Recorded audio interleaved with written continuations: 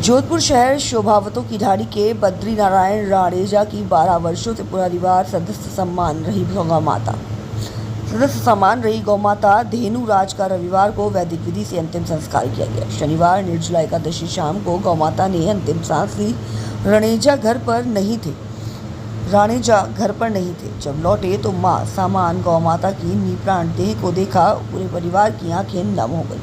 धेनुराज को राणेजा की धर्मपत्नी सीता देवी को उनके धर्म भाई प्रेम सिंह भाटी ने वर्षों पूर्व भेंट स्वरूप दी थी। राणेजा परिवार ने सेवा स्नेह और अपनत्व से गौ सेवा की। कुछ माह पूर्व धेनुराज मिर्गी से पीड़ित हो गई। शहरों के चिकित्सकों ने इलाज कराया गया परंतु लाभ नहीं हुआ। जब गौशाला भेजने की चर्चा घर में हुई तो बद्री नारायण राणेजा ने दृढ़ता से मना कर दिया।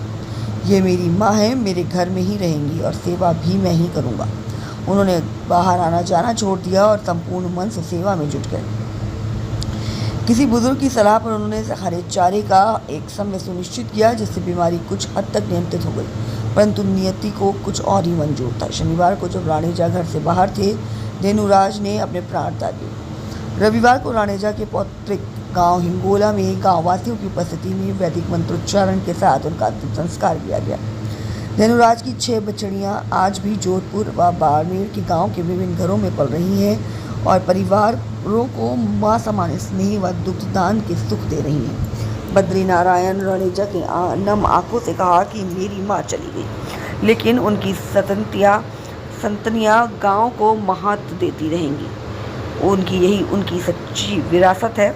ये प्रसंग केवल एक पशु की मृत्यु नहीं बल्कि उस भारतीय भावना की जीवंत मिसाल है जहां गौ केवल जीव नहीं परिवार होती है। जोशी परिवार ने जिस जगह पर धेनुराज का अंतिम संस्कार किया है उस स्थान पर वटवृक्ष का रोपण कर उसका नाम धेनुराज वट